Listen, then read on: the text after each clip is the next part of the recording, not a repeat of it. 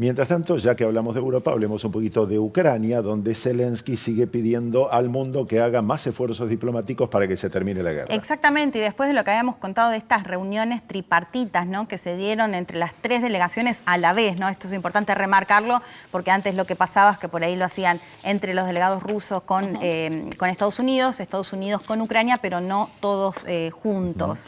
Sí, un detalle es que Putin dice que está dispuesto a recibir a Zelensky en Moscú, pero veamos los testimonios a propósito.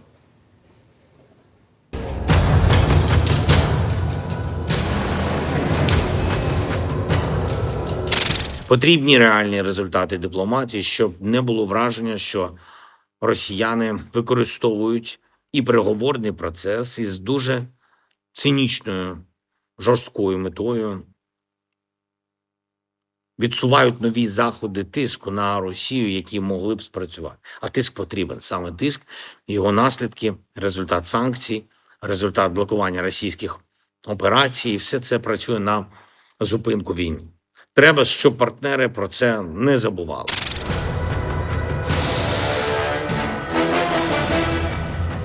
Президент наш тоже несколько раз, общаясь с журналистами, говорил, что если Зеленский действительно готов к встрече, то мы, пожалуйста, мы приглашаем его в Москву, и при этом гарантированно обеспечим безопасность его и необходимые условия для работы.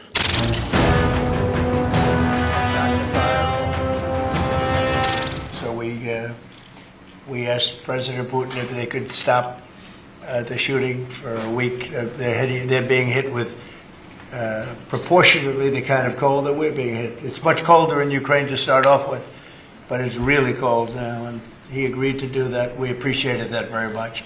It's a nasty war. It's a nasty, nasty war.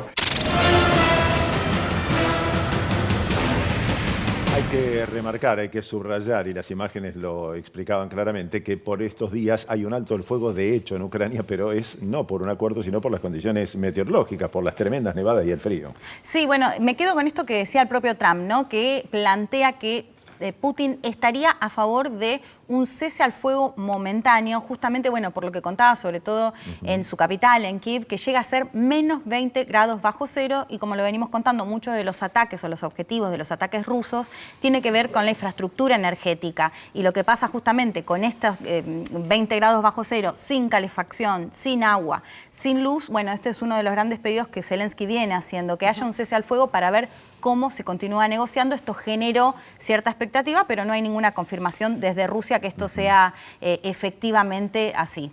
Bueno, hablando de Trump, tenemos que dedicarle un par de minutos a Cuba, porque el presidente de Estados Unidos ha dicho que va a aplicar duras sanciones contra cualquier país del mundo que suministre petróleo a Cuba. Ha declarado a la isla como una amenaza inusual y extraordinaria a la seguridad nacional, una advertencia que se da en un contexto de enorme tensión creciente entre Washington y La Habana, y en paralelo, embajadas de países de Europa y de América Latina están activando planes de evacuación y comenzaron a actualizar los protocolos de emergencia. En ese marco, hace un rato, la Cancillería argentina ha recomendado no viajar a Cuba por el deterioro de las condiciones de vida, dice este comunicado que tenemos en pantalla, firmado por el canciller Pablo Quirno, donde destaca justamente que se registran faltantes de combustibles, lo que genera una situación más que preocupante en Cuba en las últimas horas.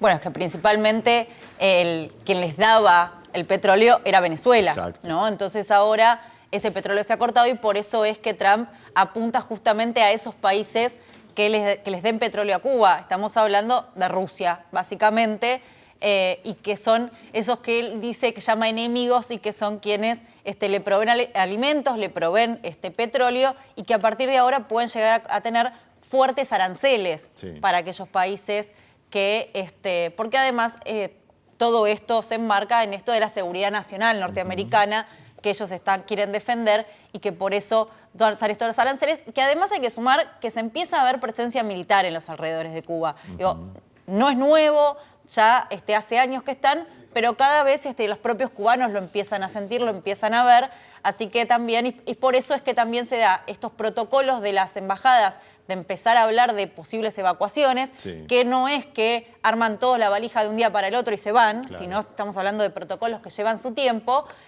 Y también este pedido, en este caso de la Cancillería Argentina, a los argentinos de no viajar o de por lo menos posponer vacaciones si era que ya lo tenías en Cuba. Recordemos que era un lugar turístico muy elegido, no solo por argentinos, sino por turistas de distintos lugares del mundo. Ahora uno piensa en un contexto que ya venía muy deteriorado en Cuba. ¿Todo esto a qué punto lo va a llevar? Cubanos que durante horas y horas están sin luz. Esa es la situación que vienen, digamos, con esta situación desde hace meses, ¿no? Lo que siempre sostienen desde Cuba es cómo los afecta el bloqueo que tienen desde hace décadas. Bueno, por otro lado, lo que sostienen es, o quienes lo critican, que denuncian corrupción o ineficacia justamente para avanzar en ese sentido, pero es una situación en la que pasan horas y horas sin luz en Cuba. Pero sumaría, porque comentábamos un poco si cuando pasó lo de Venezuela, si Cuba era, digamos, el siguiente país, y bueno, algunos análisis sugerían, bueno, no está dentro de la agenda como principal para Donald Trump Cuba, si bien él básicamente había dado a entender que creía que el régimen iba a caer por el hecho, y lo que contaba Nuri, de la dependencia muy fuerte de Venezuela. Bueno, esto es un golpe más en ese sentido.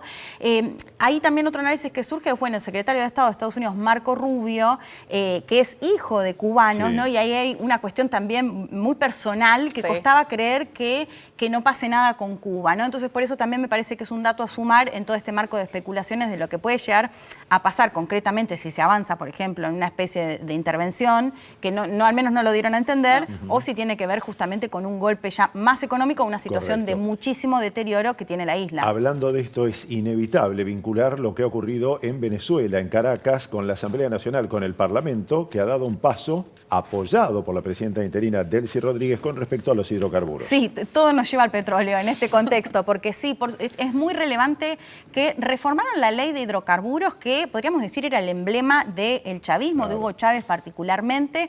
Lo que se modificó es flexibilizarlo básicamente con muchos beneficios para las empresas estadounidenses, empresas petroleras estadounidenses que se espera que inviertan. Esto generó que desde Estados Unidos también se levanten parcialmente sanciones justamente a PDVSA, a la empresa petrolera estatal, y que, como vos lo decías, Dani, Delcy Rodríguez celebrando justamente... Muy raro. Muy raro. Incluso los trabajadores también celebrando esta modificación de la ley de hidrocarburos, que básicamente era el pedido que le hacía Estados Unidos, y decía, levantándole además sanciones parcialmente a la propia empresa petrolera en la misma semana en la que también abrió el espacio aéreo. ¿Se acuerdan que habían cerrado el espacio aéreo? En lo que pareciera, de hecho, el propio Trump dijo, hablé con Delcy Rodríguez, con la presidenta de Venezuela, de esa forma, digamos, en algo que pareciera ir, por elección o no, muy en sintonía de lo que se viene llevando adelante y otras medidas que posiblemente sucedan. Pero Delcy Rodríguez que también tiene que cuidar las formas para adentro, ¿no? Entonces dice que, no, bueno, tampoco es que vamos a hacer todo lo que nos diga Estados Unidos, ¿no? Digo, porque en algún punto,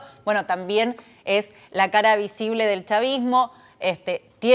Prácticamente el chavismo está completo en el gabinete, solamente no está Nicolás Maduro, pero digo, el resto están todos. Entonces, algunas cuestiones todavía tiene que seguir manteniendo para no tener grandes... En lo discursivo igual, porque en la práctica lo que estamos viendo es que avance con la ley de hidrocarburos es fundamental. Después también se hablaba mucho de los medios de comunicación, incluso en algún canal que pasaron a María Corina Machado, algo que no sucedía hacía años. Bueno, algunas cuestiones que parecieran ir más en esa línea. Muy bien, serán muy interesantes los próximos días, que resumiremos el próximo viernes. Feliz cumple, Nuria. Muchas gracias. Ya está preparada María Areces para el noticiero central de la televisión pública, que empieza en un par de minutos. Quédense aquí en la sintonía de la televisión pública. Gracias por acompañarnos, y el Noti Internacional vuelve el próximo viernes a las 6 de la tarde. Muy amables.